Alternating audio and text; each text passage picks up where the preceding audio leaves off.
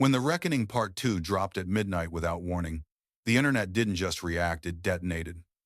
One moment the night was quiet, the next it felt like every screen on Earth lit up at the same time. No trailer, no countdown, no teaser, just a sudden notification that made millions sit upright, unlock their phones, and hit play with shaking fingers. Within minutes, social feeds were drowning in chaos. Hashtags erupted worldwide like a siren had gone off. People who had sworn the case was settled suddenly felt the ground shift beneath them again. The opening seconds of Part 2 were enough to freeze viewers in place. The documentary didn't ease in, it struck instantly, showing a time-stamped slate reading, previously unreleased footage recovered during ongoing investigation. That single line sent a cold shiver through the audience. If Part 1 had torn open the silence around the case, Part 2 arrived like a second wave, heavier, darker, unstoppable. Journalists scrambled to rewrite headlines in real time. Analysts went live within minutes, barely prepared but unwilling to miss what was unfolding. Former insiders who had avoided speaking suddenly started sending texts to reporters, dropping cryptic hints about what might be coming. It felt like the entire world was watching the same screen, waiting for the next blow. Now it's your turn. If you were the judge presiding over this case, would you pause and examine every shred of new evidence before making a decision, or would you deliver the death sentence immediately without hearing anything further? And if you were in Diddy's shoes, how would you respond to this storm? Comment your thoughts below, don't hold back. Share this video with friends to see how they would handle it. Hit subscribe for more explosive updates, and join the debate over one of the most shocking documentaries of our time. Your opinion could spark the next wave of online discussion. For months, people believed the story had reached its peak. They thought the worst was already out, every secret exposed, every timeline confirmed. But Part 2 proved them wrong. The documentary introduced a new segment labeled "Material Withheld Pending Verification."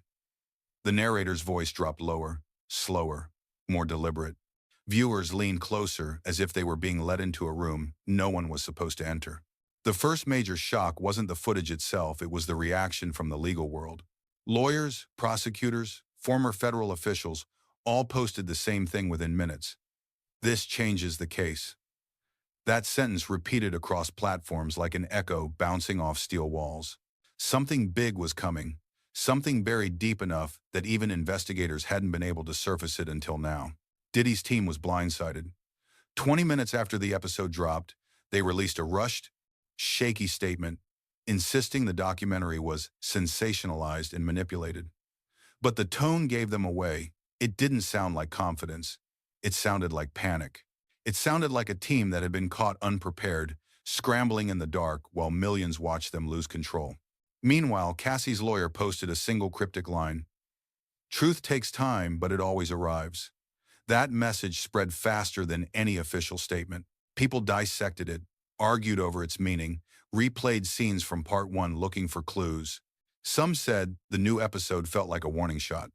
Others said it felt like the final blow. Part 2 revealed fragments, blurred audio, short clips, tense interviews, just enough to ignite global speculation. The documentary didn't reveal the major new allegation yet. The narration made it clear. The next revelation wasn't just another claim. It was the claim. The kind of evidence that doesn't just reopen a case, it rewrites it from the ground up. Experts paused the footage frame by frame, hunting for details. People noticed timestamps that didn't match previous public records. They noticed familiar faces appearing in unfamiliar locations. They noticed the narrator's careful wording, the way every sentence hinted at something larger resting just out of sight. In bedrooms, living rooms, college dorms, hotel lobbies, everyone watched with the same sense of dread and disbelief. The air felt heavier.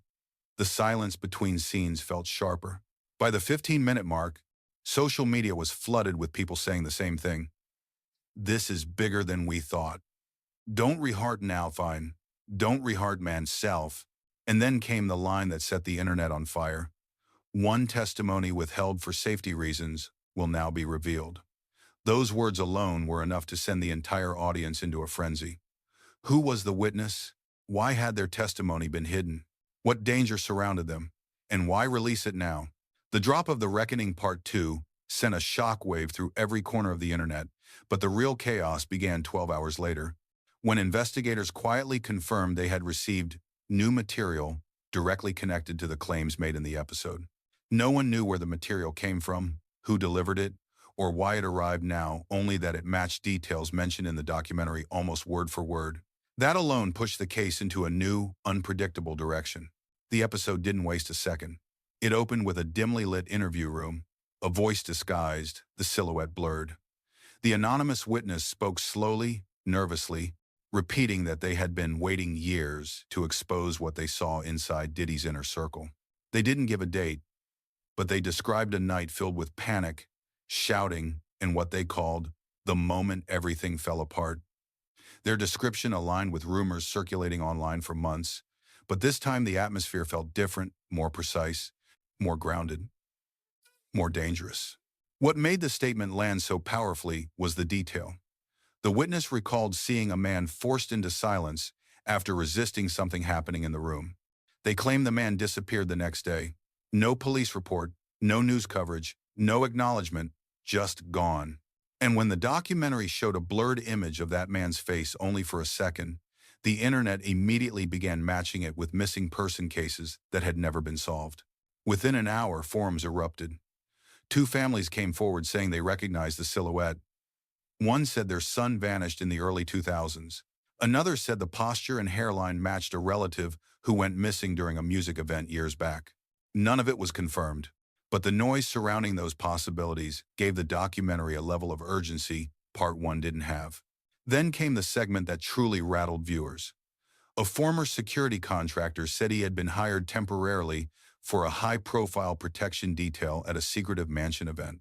He described what he witnessed as uncontrolled chaos behind expensive walls. He claimed people were stripped of their phones at the entrance, watched all night by guards posted in every hallway, and told not to speak to anyone unless instructed. He said he left after one night and refused to work the job again.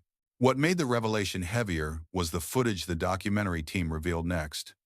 Aerial shots of compounds linked to past allegations, each one isolated, surrounded by trees or water, the kind of places where noise couldn't escape. The narrator explained that these locations had been referenced repeatedly across separate testimonies across nearly 2 decades. That pattern was now impossible to ignore. But the final section of Part 2 wasn't just about testimonies, it was about receipts. The documentary showed financial documents hinting at payments made to individuals who vanished from the public eye shortly after. Some were categorized as consulting fees, others as contract termination settlements, and some were labeled simply as ND agreements. The documentary clarified that nothing had been proven illegal yet, but the timing of those payments raised questions investigators could no longer look away from. The tone shifted again when a former producer, another silhouette, another disguised voice claimed that certain footage filmed during a private event years ago went missing after a team meeting. They described a man arriving late at night, taking the tapes, and leaving without signing any documentation. When asked why they didn't report it then, the witness said, "Because everyone knew who he was there for." Right? By the end of the episode, it became clear that Part 2 wasn't just exposing new claims, it was creating a map of connections, events, and people who were previously dismissed as exaggerating or fabricating their stories. Everything felt heavier, sharper, and closer to the edge. Viewers said it felt like the documentary was no longer telling a story but building a case inch by inch. And that is exactly why, hours after the episode aired, federal investigators moved quietly, requesting interviews with multiple individuals who had appeared anonymously. More subpoenas were issued, more names were added to a list that was kept strictly confidential. The pressure surrounding The Reckoning Part 2 had barely settled when Part 3 detonated like a second explosion. This episode didn't ease the audience in. It opened with a single sentence on the screen, white text over black. "Everything you're about to hear was never meant to be recorded." Then the audio began. No music, no visuals. Just a grainy, distorted recording of what sounded like a heated conversation between two men arguing behind a closed door. One voice pleaded about people talking too much, while the other warned that loose ends come back to life. The documentary team stated they had verified the recording's age, but they couldn't confirm the voices. Still, the tone, the context, the timing, it all suggested that it came from deep inside the world the series had been peeling back layer by layer. Viewers felt a chill immediately. This wasn't testimony.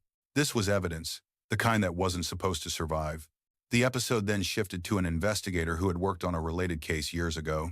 He wasn't allowed to speak directly about the names involved, but he explained how certain operations remained untouchable because individuals were protected by money, influence, and fear. He said the biggest challenge wasn't solving a case, it was keeping witnesses alive long enough to talk. His words echoed the theme of the episode. Silence wasn't natural, it was enforced. Next came one of the most shocking testimonies so far. A woman who had remained anonymous in part 1 returned, but this time she allowed her silhouette to be partially visible. Her voice still altered, but her presence was steadier, stronger. She described waking up in a room she didn't recognize after an event she barely remembered. She said she heard arguing in the hallway, panicked footsteps, and someone saying she wasn't supposed to be here. The fear in her voice was unmistakable. She claimed she was escorted out at dawn, told to forget the night, and given an envelope she never opened again. The documentary emphasized that her story matched details from 2 other testimonies collected years apart by different filmmakers who were warned to drop the project before they could publish anything. Those older testimonies never saw daylight until now. For the first time, clips from abandoned documentaries were shown, proving the pattern didn't begin recently. It stretched back decades. Then the investigation took an even darker turn. A former associate described what he called cleanup squads, teams who were allegedly paid to manage problems, erase evidence, or intimidate individuals who asked the wrong questions. He said he left after realizing he wasn't protecting a client, but protecting a machine built to hide the truth. His final words stunned viewers. "I still check my windows at night." The creators of the documentary then revealed a series of photographs obtained during their research. They were dated years apart, but each showed similar details. Luxury properties heavily guarded, entrances blocked, guests arriving without identification, and staff who never appeared twice. Analysts interviewed during the episode explained that such controlled environments made accountability nearly impossible, and that individuals within those spaces could vanish without a trace. But the episode's final segment was what truly shook the audience. The filmmakers received an encrypted message 2 weeks before production began. It came from someone who claimed to have knowledge of incidents mentioned in Part 2. Inside the message was a list of names, some known, some unknown, and next to each name was a date, a location, and a short phrase describing what allegedly happened. The list was long. Too long.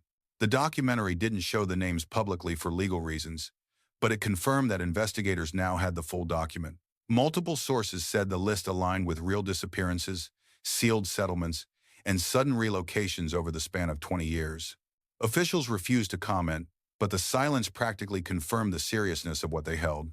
As the credits rolled, tension spread across social media. Part 3 wasn't about allegations anymore, it was about connections forming in real time. The patterns were undeniable. The witnesses were emboldened, the investigators were engaged, and the audience felt that the story was accelerating faster than anyone expected. The file wasn't a document, it was video. The screen opened on shaky footage taken from what appeared to be a phone camera.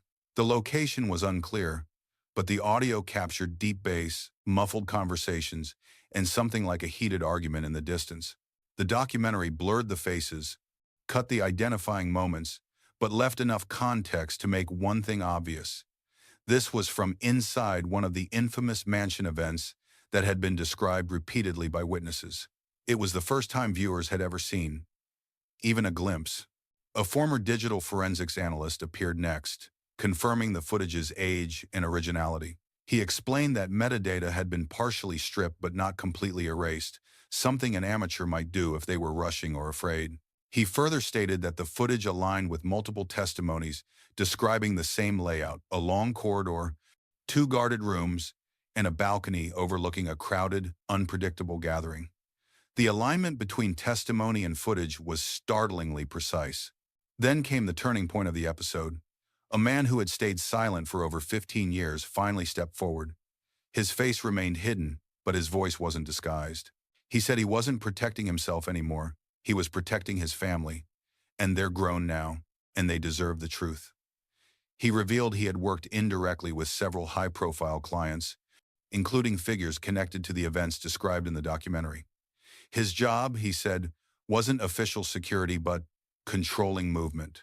He described secret tunnels beneath one of the properties, paths used to usher guests in or out without ever touching the main entrance.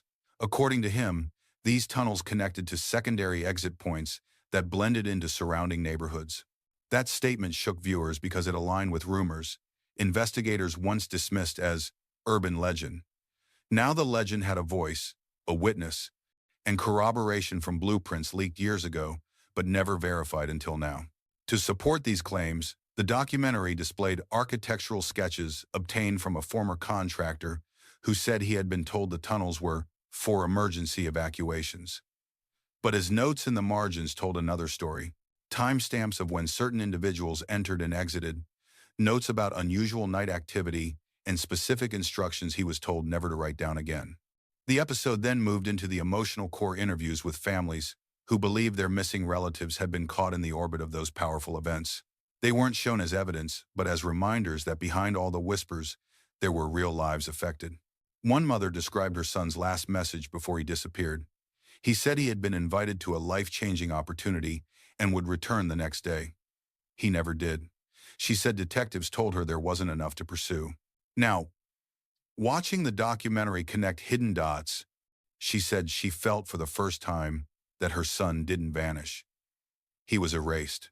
Another portion of Part 4 focused on a sealed court depositions file from over a decade ago. The documentary couldn't show the documents directly, but a legal analyst explained that sections of the deposition referenced external influences, preventing investigators from accessing certain properties. That phrase, external influences, suddenly held new weight. Combined with the testimonies, the footage, and the tunnels, it painted a picture of a system built to stay untouchable. In the final stretch of the episode, the filmmakers revealed something they hadn't mentioned before. Federal investigators had contacted them twice since the release of Part 2. At first, the contact was polite, curiosity, professional interest. But after the encrypted list surfaced, the tone changed. They were asked to preserve all raw footage, all communications, all materials. This wasn't a simple inquiry anymore, this was a developing investigation. The episode closed on a haunting note. The screen displayed a nighttime aerial shot of one of the properties linked to several allegations. A narrator asked a single question. If so many people saw pieces of the truth, how did the whole truth stay buried for so long? The camera zoomed slowly toward the dark structure. No movement, no music. The message was clear. The walls that hid everything for decades were finally being scrutinized, and someone inside those walls knew the investigation was getting too close. The first major reveal came from a former investigator who said he had turned over documents years ago to a federal office that never responded. He said the evidence he submitted contained testimony from two individuals who claimed to witness events at private gatherings where people were forced into silence through intimidation, threats, and, at times, money. He insisted that the reason nothing progressed was simple. You can't investigate someone who can close every door you try to open. His words set the tone for the episode, a tone of frustration mixed with a determination that the truth was finally forcing its way out. Then the documentary shifted to a previously unseen interview. The witness's identity was protected, but the setting looked more professional than earlier episodes. This witness, a former employee of a large entertainment agency, claimed they saw settlements arranged behind closed doors, handled through special channels that avoided legal records. They described watching documents disappear, contracts reappear rewritten, and individuals pressured into silence. They said the most shocking part wasn't the actions themselves, but how routine everything became. To support the claims, the filmmakers displayed a timeline showing how certain incidents corresponded with abrupt career changes, sudden relocations, or unexpected disappearances from public life. Each event was marked with notes indicating possible connections to the allegations. The visual made the pattern impossible to ignore. Viewers began to realize the scale wasn't small, it was systemic, coordinated, and deeply rooted. But the core of Part 5 wasn't just testimony. It was the leaked communication logs. A cybersecurity expert contracted by the documentary explained how encrypted exchanges between unnamed individuals were intercepted during a separate investigation years ago. These logs, now legally accessible, included messages referencing cleaning schedules, containment, and moving assets before exposure. The analyst clarified that the language wasn't definitive proof of wrongdoing, but the context aligned closely with ongoing allegations. The episode then took a surprising emotional turn. A young woman, whose older sister vanished over 15 years ago, broke her silence for the first time. She said her family had always believed the disappearance was connected to powerful individuals, but no one would listen. She described the pain of watching online theories grow, while authorities dismissed them. Seeing the documentary gather real testimony, real documents, and real patterns, she said, "This is the closest we've ever been to answers." Her interview grounded the episode in heartbreaking reality. As the documentary moved deeper, it introduced a former legal assistant who claimed to have seen payments processed under coded project names. She said she recognized the names on the encrypted list shown in Part 3, and that at least 3 of those individuals had settlements filed under confidential agreements. She insisted the agreements were designed not to protect the victims, but to protect the individuals at the center of the allegations. Then came the moment that shook viewers the most. The filmmakers revealed that, during production, they received a subpoena requiring them to submit all raw footage, including footage that never aired, footage that contained sensitive or unresolved witness statements. The narrator explained that while the filmmakers could not discuss the details of what was handed over, they confirmed that federal interest in the case had intensified significantly after the release of Part 3. The final stretch of Part 5 returned to the encrypted list this time, with new context. Investigators, according to legal analysts interviewed for the episode, were now cross-referencing the list with missing person cases, sealed settlements, and internal industry documents. One analyst stated that while nothing was proven yet, the alignment between timelines, testimonies, and internal movement logs was too consistent to ignore. The documentary closed with a message that landed like a warning and a promise. The narrator said, "The reckoning was never meant to be the final word. It was meant to open the door to the truth." The screen faded to footage of quiet city streets at night, empty sidewalks, lights flickering in the distance. The voice continued, "And once a door like this opens, it cannot be closed again." As the final credits rolled, one last line appeared on the screen. More information has been submitted since the final edit. Investigations are ongoing. It left viewers with the unmistakable feeling that the story wasn't ending, it was only now beginning.